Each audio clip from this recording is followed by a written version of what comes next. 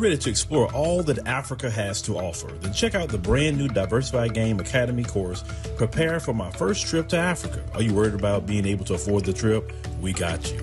We will show you how to travel either on a budget or as a baller. Learn how to stress the value of the USD. Did you know that 100 United States dollars is worth over 1,000 South African rand, or 10,000 Kenyan shillings, or 54,250 West African CFA?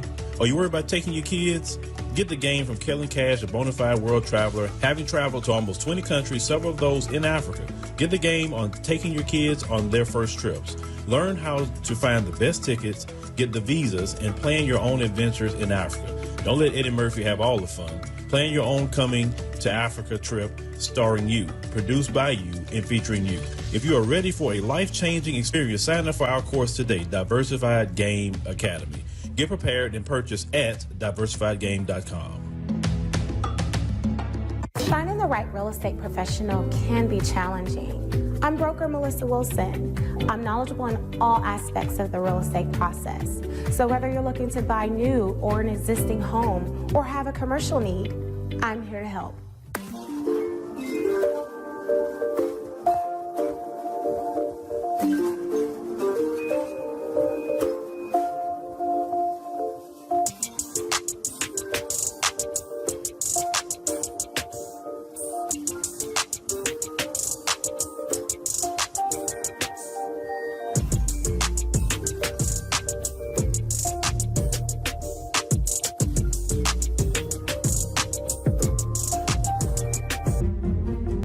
Make sure you pick up my two books that's in Amazon right now. The first one is Passive-Aggressive Racism and the System of White Supremacy. And I talk about in that particular book how the system of white supremacy really runs and on our daily lives here in America. In our latest book, 7 Steps to Decolonize the Mind, we go through those steps to try to deprogram you from the system of white supremacy. Make sure you can pick up those books on Amazon.com.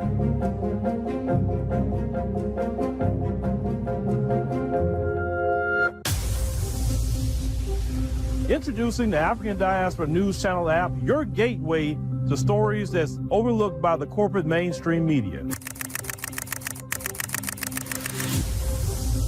At African Diaspora News Channel, we cover stories that don't receive mainstream attention, and we serve as the voice to the global Black community. We are committed to informing and educating through the power of media, connecting the African diaspora one story at a time. With our platform, we're helping to end injustice by exposing it. Join us in standing for excellence in journalism and serving our community. Download the African Diaspora News app today. All right, ladies and gentlemen, boys and girls, thank you for joining us on this stream tonight. It is October the 3rd. Trucking along during the week, October the 3rd. That's good. That's good. That's good. Tonight, we're going to talk about South Africa a little bit. We're going to talk about them because they don't like illegal immigration either. They are one of the African countries that can't stand it. And sometimes I see people making comments in the comments section about it and saying, oh, why they want to do that. And, you know, some people disagree with it, but think about it over here in America. We don't like it. I mean, what we're doing here in America is horrible, actually. I don't see them doing that, but it's horrible. It's extremely horrible what's happening. I was just seeing a stream, shout out to Brother Tyrone Muhammad in Chicago. He went to a Holiday Inn in Chicago, and people in the chat were saying that, hey, I stayed there before. You cannot get a hotel room at this particular Holiday Inn in Chicago, no more, because they put nothing but the migrants. So a whole Holiday Inn hotel is full of migrants, right, in Chicago. But we don't supposed to say nothing about that because that means you're xenophobic, you hate people, and all of that. So when is it that we as citizens, we supposed to sit there and just take everybody, right, in America or in South Africa? Do you think it's right for them? They have to take everybody in the African continent into one country? That continent is huge. It is huge. And they have a lot of resources and all of that. And everybody can't run to one country, just like everybody can't run here either. You know what I'm saying? So There are people, I've seen them even on X say, oh, black Americans and South Africans, y'all deserve each other. Y'all just alike. Okay, because we don't want unchecked immigration that hurts black Americans, definitely in this country, and hurts black South Africans. So we don't supposed to say a word about anything about immigration. So we're going to get into that talk tonight. That's for sure. And we're going to look at some statistics of why immigration is worse in South Africa than even what it is here in the United States of America. And anybody here, and also tomorrow night, I gotta set the record straight because it's too much chattering going on, and I haven't really said much. You know, I got some of these old schools saying weird old schools that need to actually go take care of the grandkids, saying stuff, and you know, some comments I read. So I just need to set the record straight. I've been busy doing other things, but I'm gonna set the record straight because I know, and I've said this, the majority of y'all that's out here, we talking about black folks, black Americans in particular, we know the majority of y'all, is no matter what the Democrats do, y'all still gonna stick with them. We know this. I know this. The Democrats have literally a demonic hold on your mind. And if anybody doesn't agree with that, for whatever the reason, they don't agree with it, you lose your freaking mind. It amazes me, but I'm gonna talk about that tomorrow because you got to change in life. You got to move on. And I don't see how people want to keep doing the exact same thing over and over and over and over. We go back to this immigration thing. These people literally, we got American citizens who can't get help with a hurricane. They just said they running out of money for FEMA, but that same FEMA spent $640 million out of FEMA and gave it all to the migrants. But when American citizens need the freaking help, they can't get it. It went to migrants. But we don't supposed to say nothing about immigration at all. We're supposed to just go along with the Democrats' open border policies. That's what we're supposed to go along with, right? That's the stuff I'm talking about right there. And this point, it's not about people's political party or anything like that. It's not about no party. It's about policy. It's about what's being done right now. What, you know what I'm saying? It's like, so we as American citizens supposed to take care of the whole freaking world? Or in South Africa, is it their responsibility to take care of people that come from Europe, because they come down there too? East Indians come to South Africa. A lot of African countries come in. Then when they come into our countries, right? When they come in arrogant. They come in arrogant. And they get upset if we as Americans or South Africans say anything about it. They come in disrespectful, some of them, entitled, and then want to wag their finger at you as a citizen of the country that you're lazy. A lot of them pass up, let's say in the African continent. They left their homeland and passed up several African countries just to go down to South Africa. It's not South Africa's responsibility to take care of the whole doggone continent. It don't matter if they went through apartheid and people supported them. It's still not their responsibility to take care of the whole doggone African continent. You got your own country, your own homeland. Go there and fix your problems. You can't be sitting there running from your problems. Same thing in America. The whole America can't take care of everybody. Y'all got a whole government. And then that's the crazy part about it. And South Africans, you know what I'm talking about too. They'll come to the country where they'll come to South Africa, they'll come to the United States of America, and they swinging their flags. They say they so proud. Look, and I'm not trying to be mean, but I just saw they were doing Nigerian Independence Day parades, and they were like, "Oh, we love Nigeria," and swinging the Nigerian flag so hard. But nobody want to be in Nigeria. I just can't understand that. You wouldn't have me go to nobody else's country swinging my American flag talking about July the 4th, American Independence Day, and we having a big parade in somebody else's country. If I love my country, I'm going to be there. I'm going to fight. I'm going to do what I got to do because I love my country, right? I don't understand that. I don't understand it. The East Indians, yep. The East Indians, let's talk to a sister from Kenya. They trying to worm their way into getting their airports and other critical infrastructure. Now, of course, when the people heard about it, they went in, they got pissed off. A judge stopped it. But the East Indians want to go flood Kenya as well. There's a lot going on that continent right now. With that Ruto over there in Kenya, boy. He is something else. Y'all got something on y'all hands with that gentleman. Okay, well, my special guest is here. Let me go ahead and switch screens here. Hold on. My special guest tonight is going to be, you know, we going to just get into it because I'm already ready to go about this immigration topic. My special guest I got right here, I'm going to bring her up shortly. Let me switch my screen. And we will be talking to the queen of illegal immigration. That's what I call her, the future Home Affairs Minister. Let me switch my screen here. Just give me a second. Boom. All right, let me switch my screen.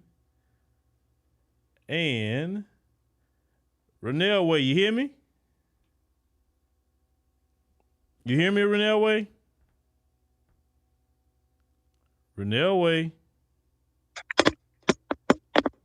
Reneilwe, can you hear me? I don't know if she can hear me. Let me hit her up on the thing. She's just staring, but can she hear me?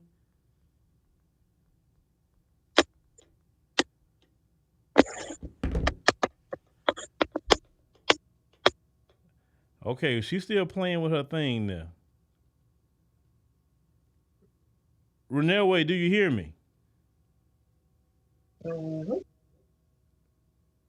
Do you hear me, Reneilwe? Oh Lord, she talking and she don't even know she on. Reneilwe, let me call her, y'all, because I don't think she could hear me. Hold on, let me call her. Give me a second.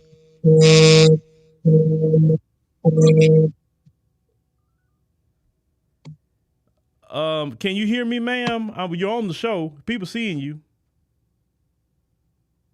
but I couldn't hear anything.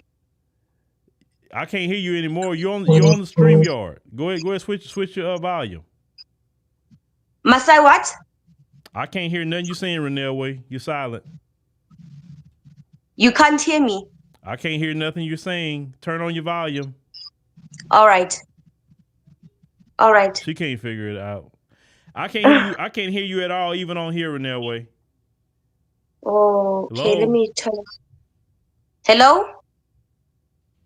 Hey, figure that out real quick. I'll switch back. Okay, just figure All that right. out. I'm a go, yeah. Just figure it out. All right, y'all. Let me switch back to she figure something out there. All right, so I'm let her figure that out, and I let her tell me when she's in. I don't know if she can do that, but anyway, people think that they can just come on down here to America but the issue, this is the biggest issue I have with it. It's our government. And I think, a lot of the problem is the American people. Let me tell you why. You say y'all heard the both of us? Hold on. Okay, let me switch back. I didn't know that. Reneilwe, you hear me? I can hear you. Perfect. All right. Perfect. Well, Reneilwe, thank you for coming up here. We're going to have a good spirited conversation about one of your favorite topics, illegal immigration. Yes. I'm going to silence my phone. That way nobody will call me. But anyway, how you doing tonight, Reneilwe? I am doing well. How are you? I couldn't hear you. What you say?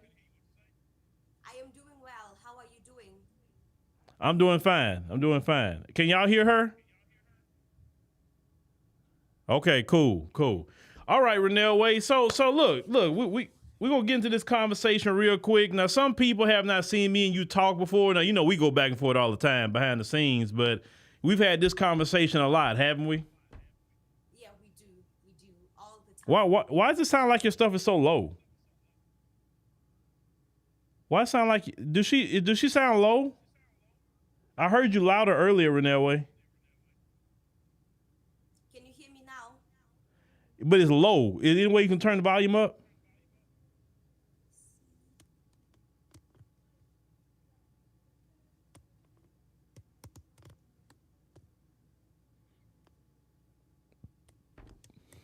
Can you hear me now? I hear you, but you're not as loud. You was a little louder earlier. I don't know why it sounds like you're lower now. Oh, she said they say when you sat back, it went lower. They said when you sat back. Oh, okay, sorry. Can you So hear whatever me you now? got, you need to bring that volume closer. Can you hear me now?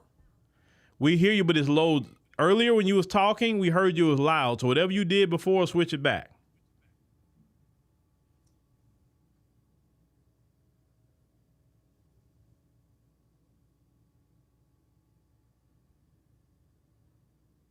They say you were louder earlier. They say get closer. That's what whatever you're using, they say get it closer to you, or you get closer to it. Okay, I guess she gonna switch back in. I guess. Okay, we'll let her do that. Let me switch my screen till she get back. Anyway, yeah, technical difficulties happen. You know, they all the way in South Africa, so there's certain different things happen, right? I'll find out when she switched back in. I got my screen up. But anyway, when I was talking about tomorrow, I'm kind of annoyed. Y'all know when I get annoyed, that's usually a pretty good stream. I notice when I get really annoyed, I'm getting so sick and tired of a lot of black people. It's annoying me. It's annoying me. And I'm not talking about y'all that's listening, but I'm like, I see why people scam black people and be predatory to black people. I see it. I really see why they do it. You know what I'm saying? Okay, let me switch back to Reneilwe. We'll get to that another time. All right, Reneilwe, you here? Yes, I can hear you. Can you hear me? Oh, you're perfect. You're perfect. You're perfect. All right. Sorry, All right, I Reneilwe. was on default mode. Sorry. You're good. You're good. All right, Reneilwe. So as I said earlier, we be having these illegal migrant conversations a lot behind the scenes. You know, we talked about Chadema. We talked about a lot of things.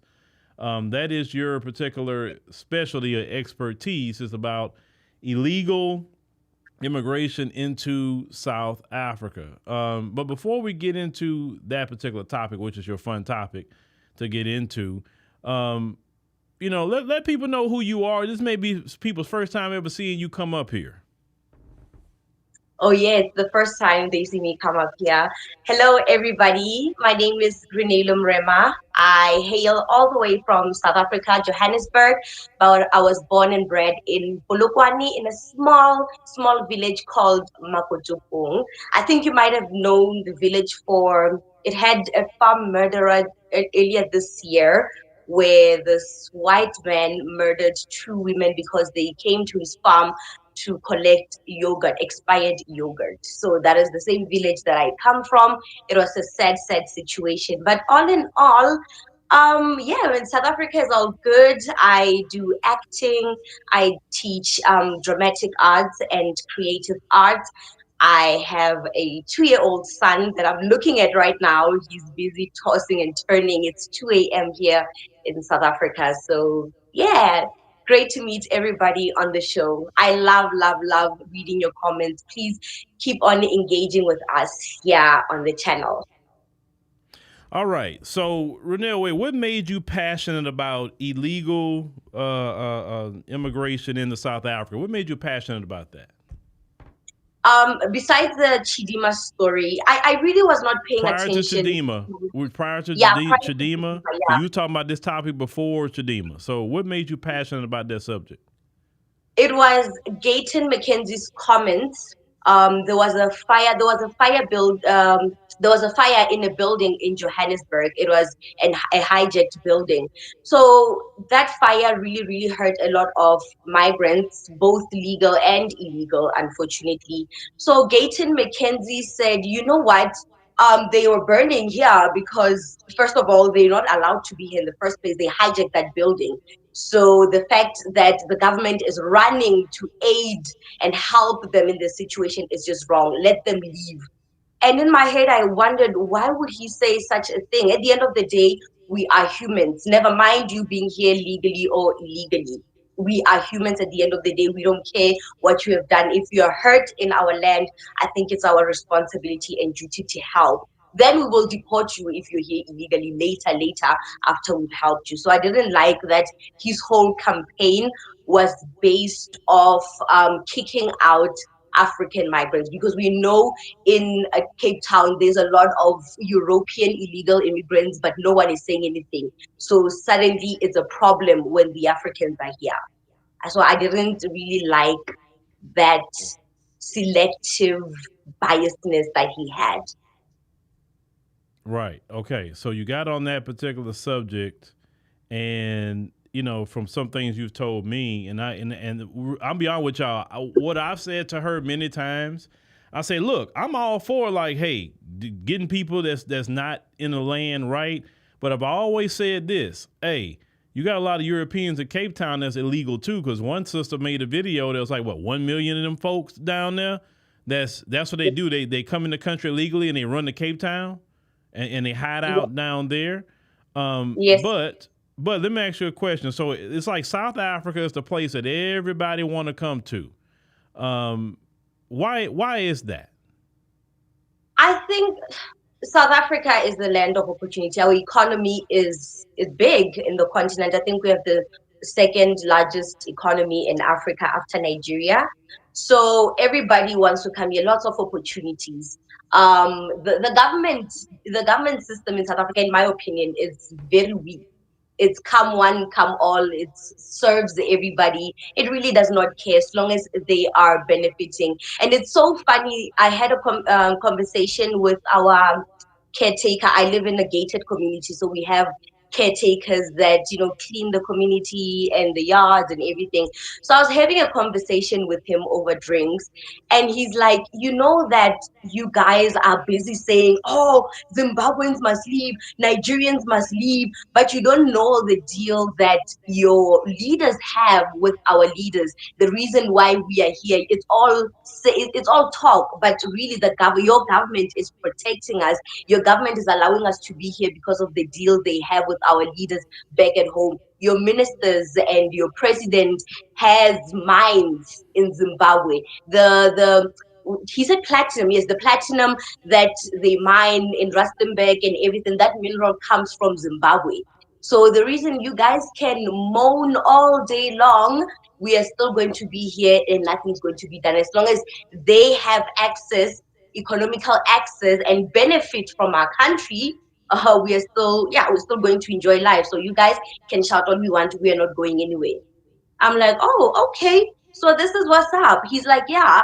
Every time you see the N1 is the road leading from South Africa to Zimbabwe. It's full of trucks. Who do you think owns that truck? They are those trucks that carry minerals from Zimbabwe to South Africa. Who do you think owns that? There are buses every single day traveling from South Africa to Zimbabwe. There's a certain minister that owns those buses, but he wrote them in a different name. So there's a lot of it's a very complex situation, and the fact that our leaders are involved in this, it kind of makes it tricky. And I think now that the GNU is pushing this narrative of forcing them out of the country, it's causing a conflict with the ANC. The ANC was ruling for 30 years nonstop. The corruption runs deep, and the fact that the GNU is trying to uncover that, it's not going to sit well with people. So it's a very complex situation, need I say. Well, I just read, prior to coming on stream that, the unemployment rate in the last quarter in South Africa was 33.6%. Now, they said that about 8.3 million people in South Africa don't have a job. Mm-hmm. So when you have 8.3 million people without a job, 33% unemployment, I know that unemployment rate for an American, we were like, oh my God, if the employment rate was that high in America, whatever political party in power in Congress, the Senate, anywhere, they would be gone if the unemployment rate was 33% here in America. But how is it that y'all have this much, the migrants coming in with an employment rate of 33%? Like, what is the government doing about that? Do they think that that's not going to affect the people, because when you bring all these other people in your country, they're coming for resources. They're not coming just to, breathe oxygen. No, no. Um, it's really sad. Okay, so this situation, in my opinion, I'm probably gonna get heat for this from my South African people, but it's, can I say 70% the government is to blame, 30% we are to blame as well. I think with South Africans, well, from my generation that I have seen, and I've seen it with me, we are very selective of jobs. We tend to look down upon jobs. We turn to, upscale ourselves. So when the migrants, Well, hold on, Reneilwe, so people won't get lost. Can you give an example of what kind of jobs people, in your opinion, look down on? Like, can you give me some examples? yeah, of course, being a garden person. I think my complex would have hired, I don't know, someone from Tembisa. So Tembisa is a township next to where I live. I live in the suburbs, but yeah, just next to the shanty towns. So they could have hired people from there, because I know they would have, queued to have this opportunity. But instead, our management, corporate management, hired a foreigner to come and clean and sweep the yard, a Zimbabwean man, the one I was talking about earlier. Being nannies, we look down upon being nannies. There's a lot of Zimbabweans actually that are nannies in South Africa. What else? These public works, cleaning our roads, all these, we look down upon them as South Africans, from what I have seen. And the Zimbabweans are willing to take that, because they know that, okay, the rand is higher than the zig, so I'm gonna take what I can, take it back home and start a business there, run a business there. So these are the type of jobs we look down upon. And then the ones that we want to be police, we want to be nurses, and there's just not enough space for that. I read an article earlier this year. I'm also affected by it, this article, by the way, since I did teaching. They are no longer hiring teachers in South Africa. There's no budget for that anymore. So we are busy studying for management, corporation, teaching, nurses, but the government has no budget to absorb these people. And after studying for medicine, you're not going to want to be a nanny. I'm sorry, you're not. So you tend to look down upon those kind of jobs. It is what it is. It's like that. And your Zimbabweans and Nigerians, they'll come in and sweep it all up. And then we come back and cry and say, well, there are no jobs. We can't. I know I studied nursing. I'm not going to be a nanny. We can't. So I think the job opportunities are there. You just have to go in the pits and just try to find where you can. Well, let me tell you something. As a person who has did some hiring out of South Africa, when you put out a job posting out of South Africa, I mean, let's say a place like LinkedIn, you would have 500 applications like this. I mean, it's that quick. And I'm like, and a lot of these people got degrees, a lot of them got experience, a lot of them got a whole lot of things, right? So I remember I seen a video, and I think I shared that video with you a while back, where they had like, I think maybe a couple of jobs, and it looked like mass chaos where people trying to apply for that. You remember that video that the couple of these jobs they had? Yeah. And I'm like, what in the hell going on over there? And now, in their defense, the South African brothers and sisters' defense, in my mind when you was talking, I kind of know why a little bit they don't want those jobs. But I feel like, do you know at why? This point, why? Those jobs to me sound like what they were doing during apartheid. Think about it. Apartheid was no different than Jim Crow here in America. So it's certain jobs Black Americans don't want either, because of what our people had to do during Jim Crow. And if you study apartheid, it literally mirrors the same thing. These people are no different. They the same. The Dutch and these white folks over here, they both the same. And there are certain jobs that my people don't want to do. We don't want to go take care of no white folks cheering no more. We don't want to do that. Sorry, I don't know no Black woman want to do that A black woman want to get her education. A black woman want to get something for herself, start a business, have a nice career. Same thing in South Africa. Those sisters don't want to go take care of white folks' kids no more. They don't want to be on their hands and knees cleaning the floor for white people no more. I mean, think about it. Who want to do that? Yeah, no, you are absolutely right, and I agree with you. But if you look at the times that we're living at, the economical situation of South Africa, I think my generation, we are in a space where you can take any opportunity and advance for yourself.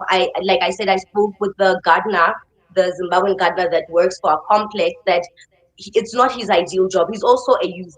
I think we're roughly the same age. He's like, I don't want to do these jobs. I don't want to be cleaning after y'all in the garden and doing what. I don't like that. But I am looking at the bigger picture. I'm looking at what I want to advance for myself from this job. I feel like you can look at the coin, you can look at on both sides.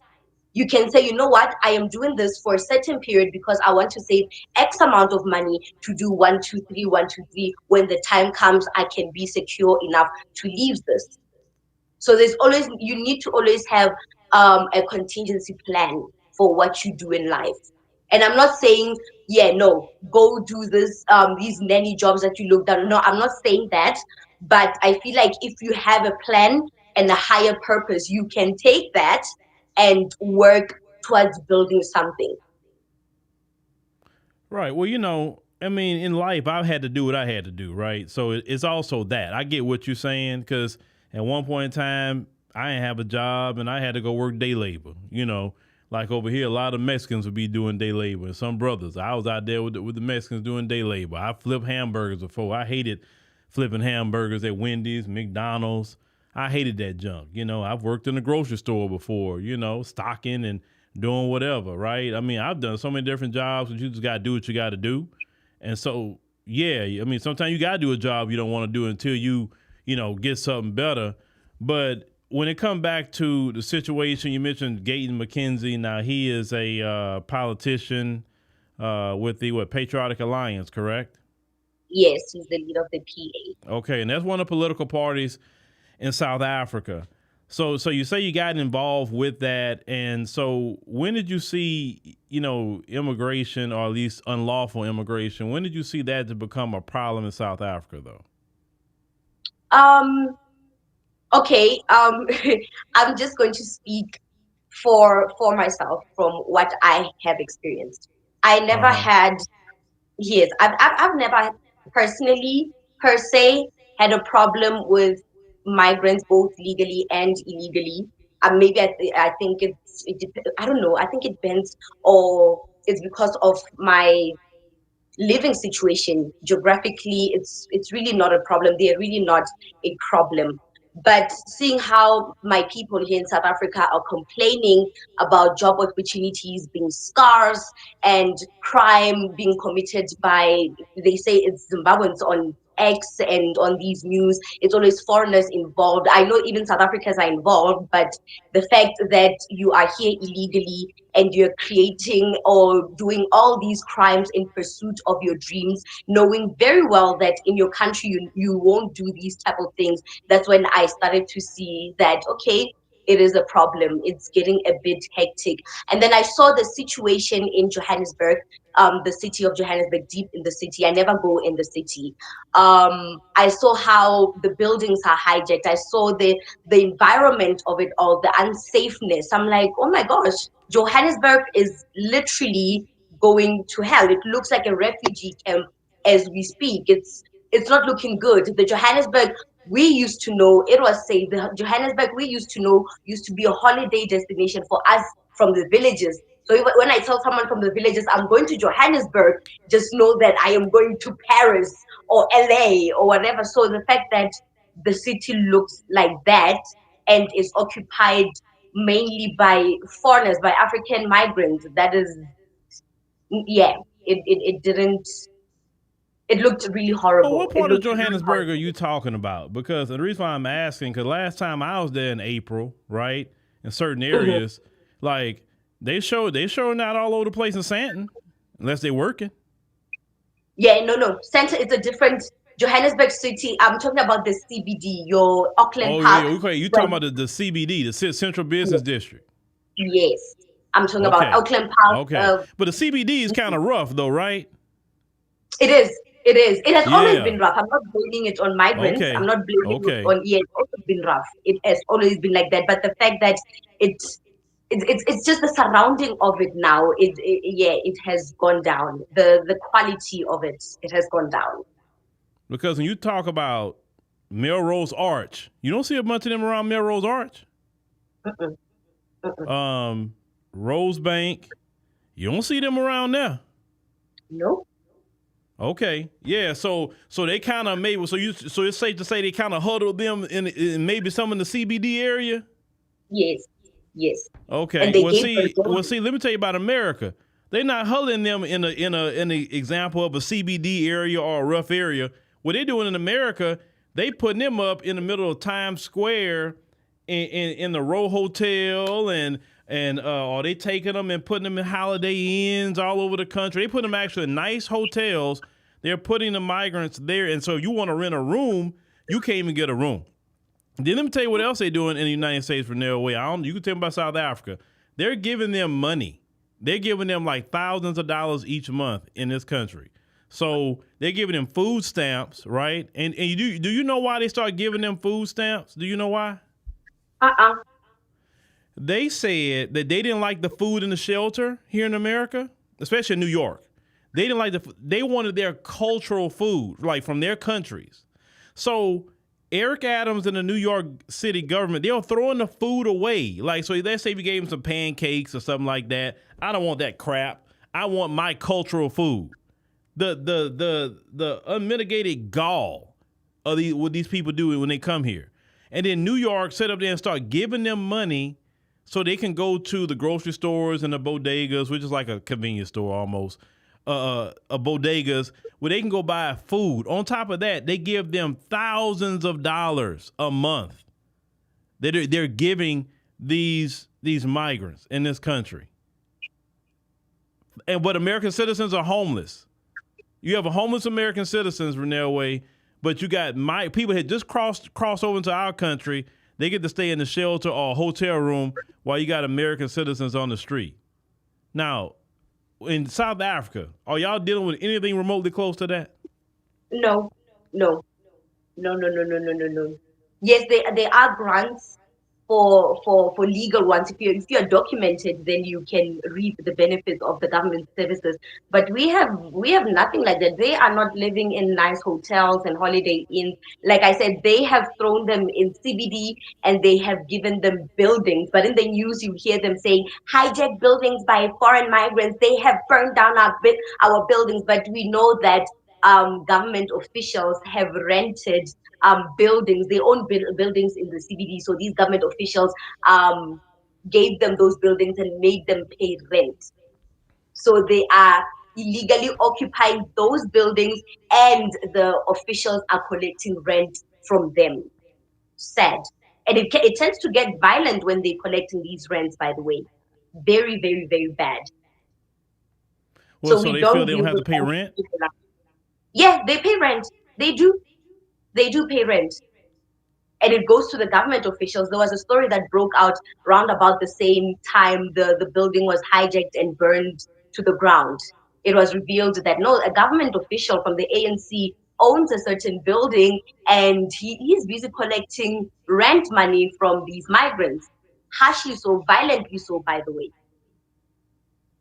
And that's corruption in itself. Because why is a government official owning a building and they're over there, funneling people to their government building? I mean, to hit their building, right?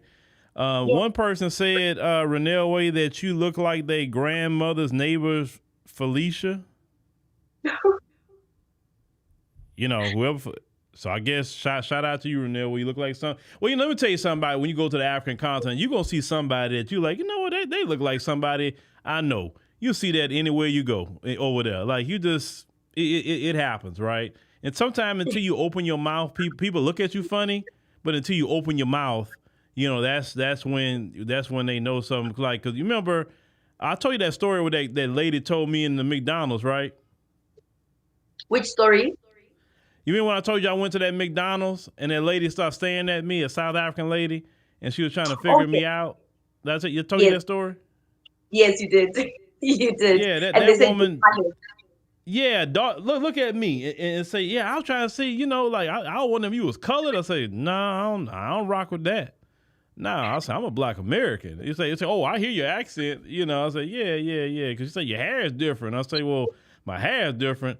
You say, yeah, your hair is different. You say, see my hair? And I told her, I said, so basically, in y'all remember growing up? Let me see what kind of hair I can tell y'all about. So you would get clowned about your hair growing up. Like if you had that, y'all know those numbers with 4 A, B, C. I don't know that stuff. But that kind of hair, well, they would talk about beady bead and all that kind of, what kind of hair I'm talking about, right? I'm talking about those in the chat. You know exactly what I'm talking about. Well, what she has said to me was like, that's the original hair. Anything softer than that is something different than, I say, oh, okay. All right. Hey, I'm listening. I'm learning. You know what I'm saying? The color situation is interesting. I always think that's a whole interesting concept. And with the colored people, I've met some of them. Some of them are cool as ice. Some of them like, hey, man, you my brother. I'm like, okay. And then some of them want to be white. So that's just kind of what we at with some of them. But Reneilwe, well, let me ask you another question. So you got this man now that's from Home Affairs, which is basically immigration. It's called Home Affairs. And he's part of DA, right? Yes. Okay. So he's talking about deportations and redoing the visa system and all of that stuff like that, right? Yes. How many deportations has been happening out of Cape Town? How many? Yeah. How many deportations have been taking place in Cape Town? Yeah. Have y'all heard anything in the news about deportations? I mean, I know they've been going to restaurants and checking who's working, but have they been doing any deportations out of Cape Town? No. So far, I haven't heard anything about Cape Town. It's always Johannesburg where everybody is. And it's so funny because it's always African migrants. I've never seen someone say, oh, this white person leaves South Africa. Oh, this white person. No, I've never heard of that. Unless it's a business owner of a restaurant that's hiring illegal migrants to exploit them, then that's a different story. But the way they are harsh on African migrants, it's wild. It's really weird. But let me ask you a question about some of that too. Let's get to the Boers or the British or whatever you want to call them over there. Explain to me why they so comfortable. They are very comfortable over there in South Africa, and that's the one country they flood to more. I'm talking about even not just them, but I remember every time I go to South Africa, I look on the plane and I look back like this, and a bunch of the folks are there. And I noticed they don't really hang out in Johannesburg too much. From what I see, they making a beeline to Cape Town every single time. Beeline. Yes. I didn't even see a bunch of them in Durban. And when I went to Durban, y'all, I was sold. I said, hey, I'm cool on Cape Town, man. Take me to Durban. Because everywhere I was looking and say, man, black people everywhere over. Well, Johannesburg is too, but I mean, they were really thick in Durban, right? All the Zulus. Yeah. And then you see the East Indians around there, but that's kind of more so who you saw. And you may see the folks sprinkle in here and there, but it wasn't like, I'm telling you, if y'all go to Cape Town, you'll be like, where in the hell am I at? Why am I here? Mm-hmm. Mm-hmm. How often you go to Cape Town? I went once when I was a child, so I really did not pay attention to the surroundings of Cape Town like that. Yeah, so I only started paying attention when the news was starting to get heavy. That is when I started paying attention. Thing is, people don't see DA for what it truly is. I think here in Johannesburg, under the DA metros, I live under the DA metros. We are just wowed and wooed by the service delivery, the basic service delivery that they are doing here in Johannesburg, and we think they are great There are these gods that we've been waiting for. ANC is just bad. We are going to go to the whites. That's why they're gaining momentum here in Johannesburg. But little do they know what they truly are. If they want to know what DA is, they must check Cape Town. My friend was actually in Cape Town last week, and she's like, oh my gosh, I'm at this restaurant and it's just all white people, and they gave us this little corner, and we are a lot, by the way. They gave us this little corner. We hardly can fit our plates. We can't eat properly, but you can find two white people having this big table, big, being served like they're royalty, and we are hardly being served. And even black waiters in Cape Town, they don't really pay us attention like that. It's like they've been conditioned to fear the white people, or conditioned to look down on other South African black people from other parts of the province. So I don't know what is happening, but she was not happy with the service restaurant. She had phobia even going to restaurants, so she resorted to having picnics by the beach, because she's not used to racism like that. She's from the villages, so it's all black people. We live like we are together. We are all in this together. Now we are isolated in the city of Cape Town. So she was a bit confused. I'm like, yeah, welcome to DA. This is what's going to happen in Johannesburg if we keep voting for them, because they keep the lights on and the taps running. Well, see, you know what? I'm going to keep it 100 with you. When I went to Cape Town, I ain't had that problem. But I see the racism, though. Huh? You didn't have that racism problem? No, because I'm going to tell you what. Listen, black Americans, we have a reputation, okay? Mm-hmm. And when we a lot of times speak to them, they're like, oh, you American? You black American? Like, yeah, uh-huh. And then they get a little different with you, right? When they notice you black American. I mean, every country I've ever traveled to, they may treat Africans one way, and I this is what I've seen with my own two eyes.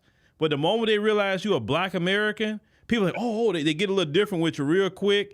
They may not be discriminatory to you, but now you're not going to treat another African bad in front of me, and I'm going to be like, oh, that's them. Ain't got nothing to do with me. I ain't like that, right? I'm going to speak up and I'm going to say something.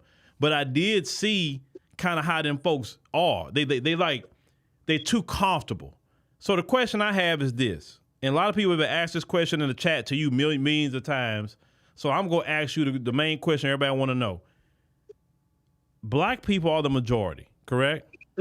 Yes. Okay. How come they feel so comfortable to do that in a country where they're the minority? I mean, listen to me. They are the minority. Listen, in America, black Americans are not the majority. You understand? And we anywhere from, I'll say 14 to probably 20% of the population, give or take. They lie about our numbers all the time. And we're outnumbered. We got to deal with hostile, not only the folks are hostile, we got to deal with the hostile Asians. We got to deal with the hostile Hispanics. We got to deal with the hostile Arabs, the hostile East Indians, and the hostile African and Caribbean immigrants. Some of them are hostile to us too. And yet we stand and fight everybody, right? That's what we do. So when we look at a place like South Africa, where the black people are the majority, right? The ANC was a party that was fighting back, that fought back hard, right, against apartheid. Beautiful. What happened where the people just got comfortable and let a minority of people get in Cape Town and treat y'all like y'all still in apartheid? Let me know that answer. You know, I think ever since working, I've been paying careful attention to that. First point, I want to say that did they really, after Mandela became president, did he really have our best interest at heart? Did he really fight for the black people, for equality amongst the black people? Did he really dig deep economically to fight for us? Or was it just to stop the beating and all of these other racist violations and the violence? Was it to just stop that? Or was it really to fight for black people? Because if it was so, I think most black people would be living above the poverty line, not below, if it was really about freeing the black people economically. That is the question I'm grappling with. This is the question I'm I'm probably gonna get a lot of heat for it, but Nelson Mandela's Wait, wait, struggle wait, needs wait, to wait. be Stop. Hold on, hold on. Why would you get heat for what you just said? no, because people, they love Nelson Mandela. Nelson Mandela is the people's hero. You can't tell black people about Nelson Mandela. You can't go wrong. It's like Indians saying Mahatma Gandhi is bad. No, you can't talk bad about Mahatma Gandhi to Indians. So you can't talk bad about Nelson Mandela to black people. You can't. It's a no-no. Especially here in South Africa, it's a no. Well, No. you can say what you disagree with what he did without disrespecting him. That's two different things. Mhm. Like, I don't agree with everything Martin Luther King did, but I still respect Dr. King. I may not agree with every point of Malcolm X, but I still respect Malcolm X. You can disagree with certain points, but don't have to disrespect them. I think when Okay. you get disrespectful is when people get like, because now who came up with this Rainbow Nation stuff? Please explain that to me. Who came up In with my that? segment, I always say that the Rainbow Nation was designed to keep black people in check, to keep us like this. Because the Rainbow Nation is only the aspect of it, or the mandate of the Rainbow Nation is only acknowledged by black people, and we live according to this Rainbow Nation, and it has not gotten us anywhere. I am really sorry. Rainbow Nation only works for white people when the black people are inferior and they act, oh, hello, boss, hello. That is when the Rainbow Nation works for white people. We see it with the Nigerians. Nigerians are very confident human beings, very confident community. And the white people here, they get uncomfortable. It shows that when a black person in general gets confident, the white people don't like that. The Rainbow Nation no longer works. It only works when we are like this and when we are like this. That is the only time the Rainbow Nation works. So that concept is a failure. That is my opinion. I think it was meant to keep us at bay while the minorities strive. You keep saying, why is the minority striving in South Africa? Why are they comfortable? Because the Rainbow Nation guarded us. The Rainbow Nation put us in places where black people can thrive and access opportunities or access the economical wealth of the country they have built with their bare hands because of the Rainbow Nation. Peace, everybody. Love one another. We are one. We are the Rainbow Nation. I've never seen white people support Bafana Bafana, but you can see black people supporting the Springboks. Why? I've never seen a white person traveling all the way to Nigeria for AFCON World Cup, but you see South African people, black people, traveling all through Cape Town, New Zealand, just to watch rugby, and they sing Diboke, Diboke, Diboke. But I've never seen them sing Nkosi Sikelel or anything when it comes to soccer. Why is that? I've never seen that. It only works for us. We are living the Rainbow Nation, and at the end of the day, we look like idiots. We really do, because we're still living below the poverty line. We still don't have access to proper health care and education. We still don't have access to it. We haven't, black people, we haven't unlocked half of the economical wealth of South Africa. Yet we make up 80% of the majority. We are 46.3 million black people in South Africa. So I don't know. I really, really don't know what is happening. I blame the Rainbow Nation. And then thirdly, that was my second point. Thirdly, I think we as South Africans, black South Africans, we are divided. We are really divided. I think I mentioned it in our meeting last week, and I also got heat for it. I said that the division within the black community in South Africa hinders us from coming together and working together, because we have the clever blacks. South Africans call them the clever blacks. The clever blacks now, they worship the ground white people work on. They have access on the little crumbs the white people leave for them, or should I say the Boers leave for them. So they love that little wealth, and they love the fact that they're just only a few of them, these black clever people that can access the country's wealth. So they gatekeep it. So we that are living below the poverty line, we don't get access to that. They love flaunting it in our face. They love flying to Dubai and all these nice, beautiful countries, flaunting it so they can get likes. They gatekeep it. They'll never tell you how they made this money. They will gatekeep it or scam you because you like things, but they will never give you an education on how to access that. Only a selected few, and they're heavily guarding those white minorities. And with that guarding, the white minorities have space to thrive, ample space to go everywhere and anywhere, while we are huddled and cuddled in Tembisa, we are cuddled in Soweto, we are cuddled in Deep Skloot, these little you guys call them shanty towns, we call them townships. We are cuddled there and not really seeing what South Africa can offer to us, not really going out there and explore for more opportunities. Because I feel like the same reason the Nigerians brothers and sisters and Zimbabwean sisters come to South Africa, they come to explore and take what they can, because they have heard and they have seen the ample space South Africa has, the resources, the opportunities. So they come in and flood that, and they frustrate the ones living below the poverty line. And the more we are frustrated, the more suppressed we are, and the less opportunities we have, and the more guarded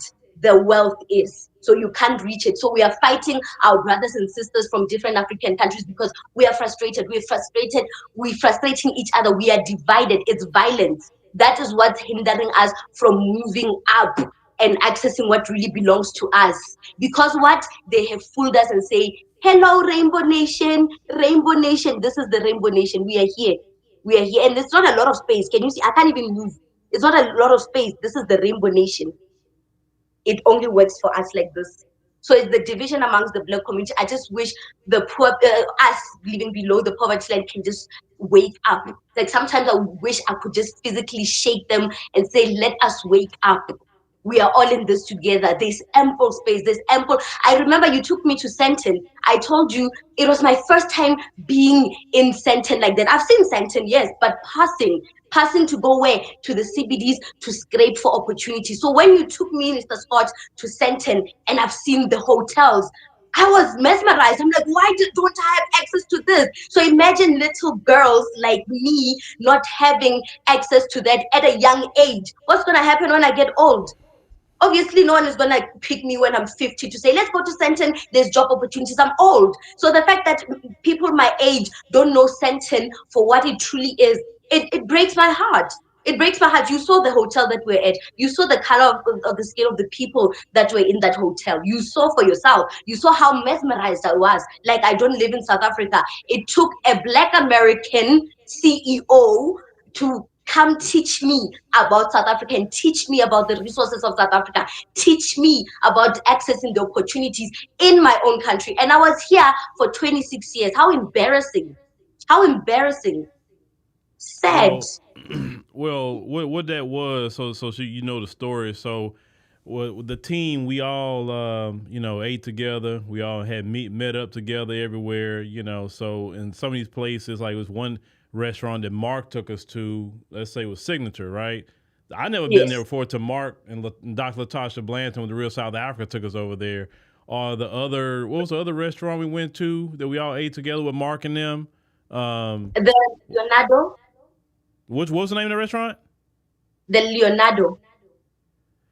The one was that the Leonardo? No. I forgot the name of that restaurant. I've been there before. Well, anyway, so we all ate together, Mark and them, and I don't think you've been that one. And then they had the group that was eating on the other side, right?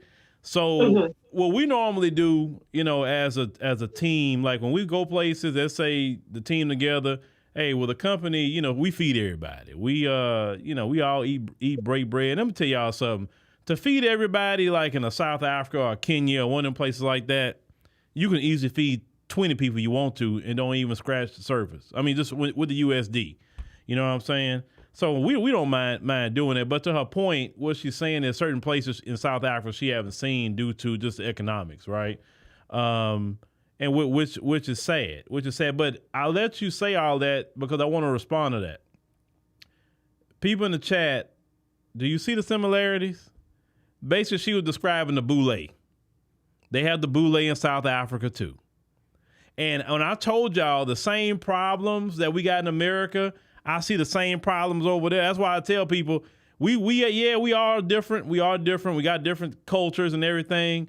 But when I say I see the same problems everywhere with black folks, I see the same problems.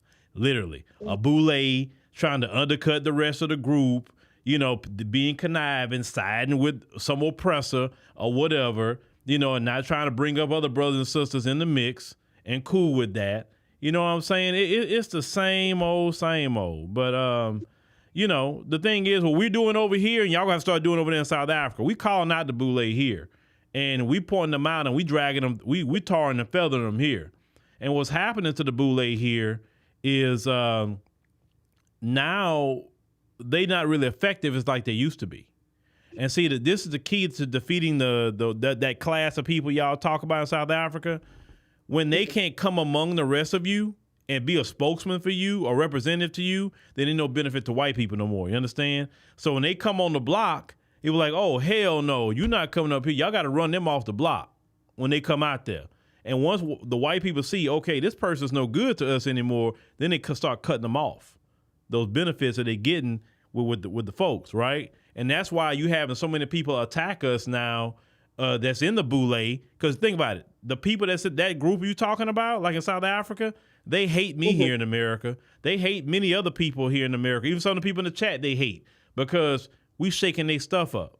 You understand? So you mentioned DA. Well, y'all know what DA stand for? Y'all gonna laugh. Democratic Alliance. Listen to the term.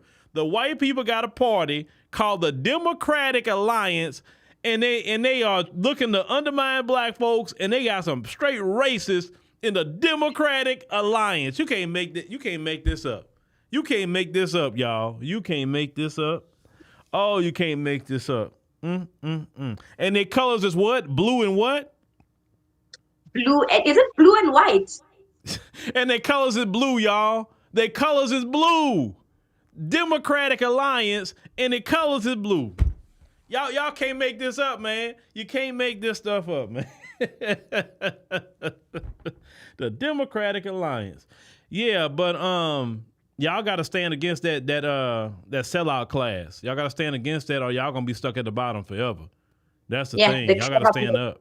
You know what I'm saying? Young people like yourself, other little young brothers and sisters out there, y'all gotta make a stand. Because if not, them people the Democrats out there, Democratic Alliance, they're gonna have y'all behind back in apartheid. But yeah, it's the same white folks. I'm telling y'all. Them people no different no matter where they at. I'm telling you, I've seen them. They are the same no matter where they at. They can't get along with nobody. Their racism's gonna show up somewhere, staring at you, asking stupid questions. Reneilwe, you know what I'm talking about. Yes. The same everywhere. That's why I just kind of laugh about it. I saw a skit on TikTok. It was meant to be funny, but I saw the subtext of it. It was these two black boys. No, it was a white boy and a black boy. They were in Woolworths. Woolworths is a convenience store here in South Africa. Yes, I know about Woolworths. Yes. Yes. So there were. So in the skit, the white person is asking where the aisle to the washings and all those stuff is to a white person. So he comes there in Afrikaans and they speak in Afrikaans. Where's the washing? So this black boy is interpreting what this white boy is saying to the white person. So the white person responds to the black boy and the body language. He sweated him and told him to get away from here. You are annoying him. Your presence is annoying him. And he said that in Afrikaans. And I was so, because it was heartbreaking. The white boy came up to this white man so rudely. So this white boy, the other black boy is trying to say, you know what, diffuse the situation, translate to him.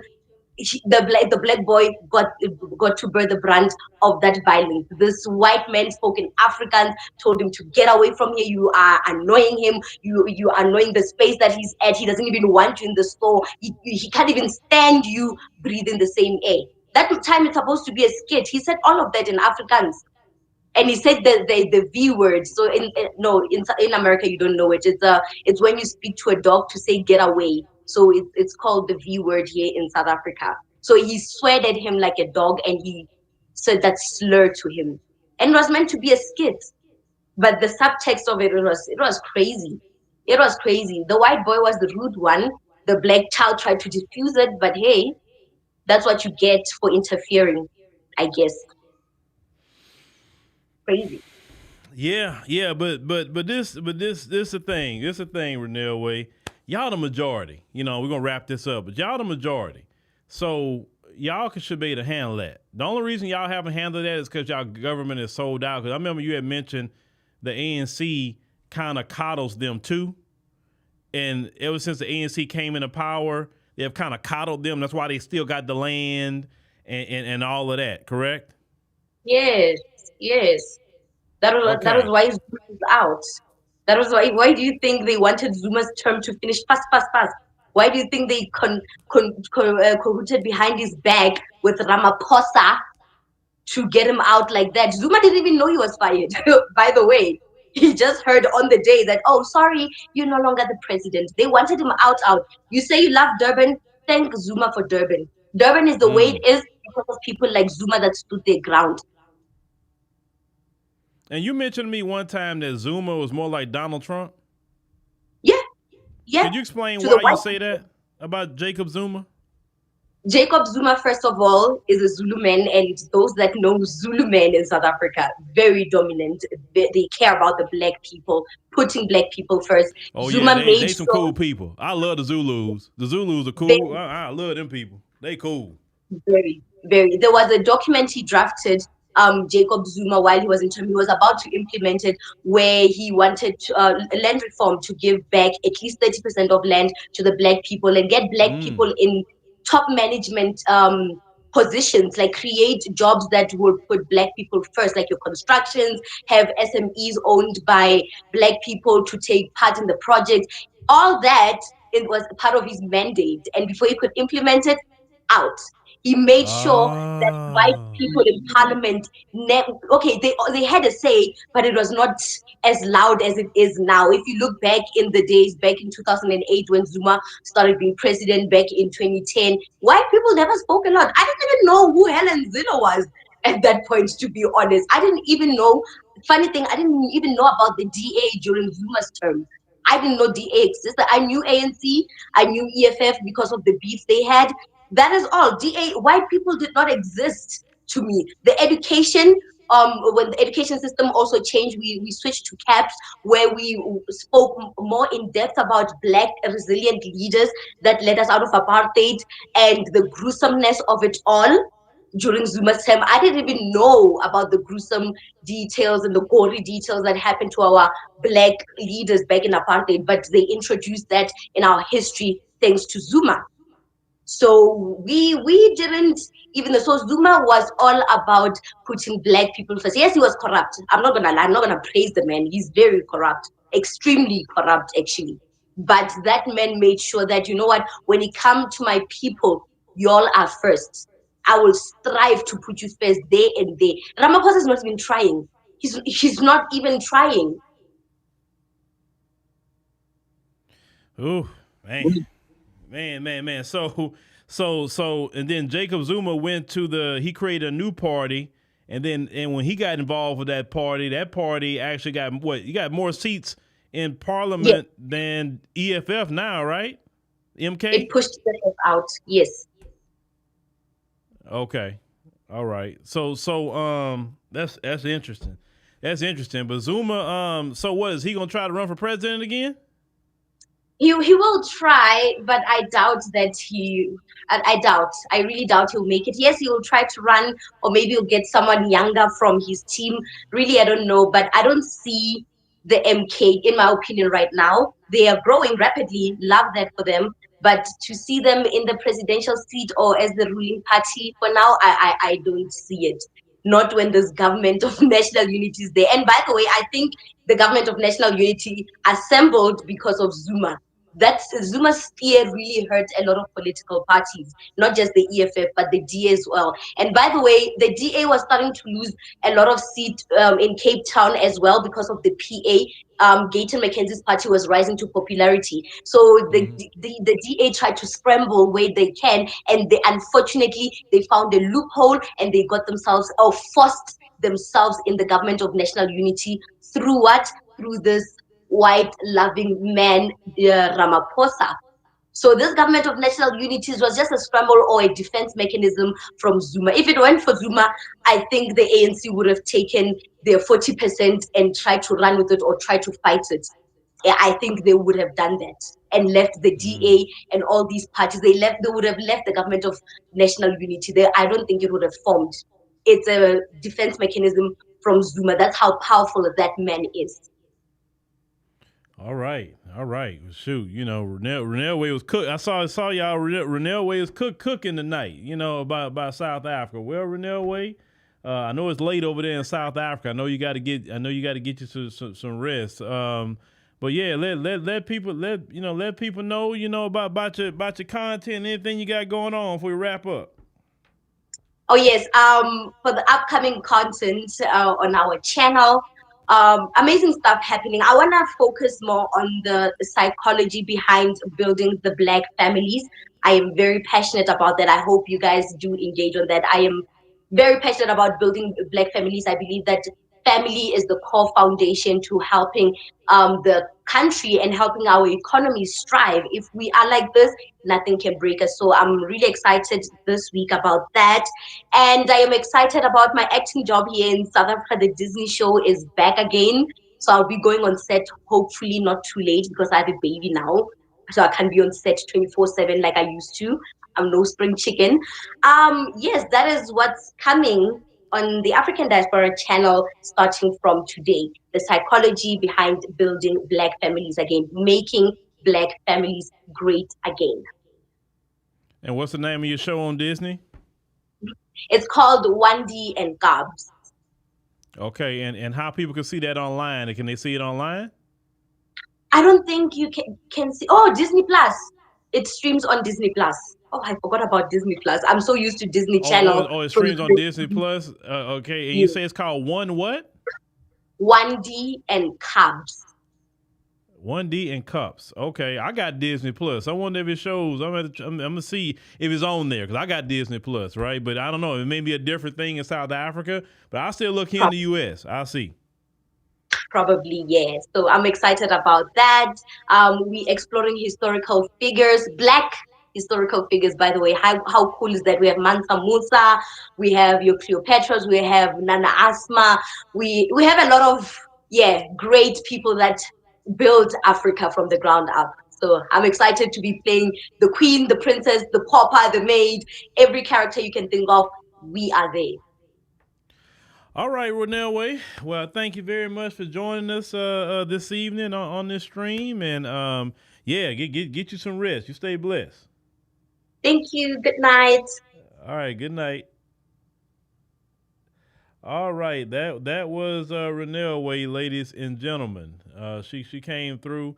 And the reason why I wanted Reneilwe to come through here tonight and have that discussion is because she just never came up here before, on the stream and just had a conversation. Because I know y'all kind of seen her just show up on the channel like, who is this girl that showed up and doing this content, right? So y'all maybe have just a little bit more of a thought process of how she think. With Reneilwe, she get going, boy. There's a lot of stuff y'all haven't heard us say yet. I like, Reneilwe, hold on. you going hard in the paint, So you have to watch Reneilwe. You got to watch her now because she get too hot for this platform, when she's talking about some of these folks, I tell you. But that's good. That's good. Cause over the years I had to learn how to refine my words too. Cause I remember years ago I was like that, boy. I used to say some things, and I always have people say, "Man, Phil, you calm down a little bit, bro. You'll get some heat." I say, "Okay, all right." So let me learn how to refine my words, but that comes with time and experience, right? But yeah. Thank y'all. Y'all ain't heard Reneilwe go in. That's lightweight. Reneilwe can, she'll go in without a breath for an hour. Like, wow, Reneilwe like that? Yeah, it's like that, Oh yeah, she's like that. So tomorrow night I'm gonna be cooking tomorrow. Cause like I said, I'm tired, and y'all know when I'm tired of certain people, I got a lot to say. I got a whole lot to say. I'm sick of some people. So, and you know what? Support the crew, Eric. Yeah, when Demetra come on, watch her videos. When One Gale come on, and I know y'all territorial about One Gale, watch Wangel's videos. Like just like much as y'all support my content, supporting them is supporting me too. So if you watching me, watch them. Watch Reneilwe, watch Naledi, watch Emma, watch Vicky, watch everybody. They're not putting this content up here for nothing. So just watch. There's a lot of good stories they're covering. So, and I know y'all support me and I appreciate it, but make sure you support them as well, you know, because you don't want them to be like, man, I'm putting the content up and nobody watching it. Then that can, you know, it can get in your head a little bit. So, you know, I'm not saying that's happening, but I'm just saying just support them just as much as you support me, all right?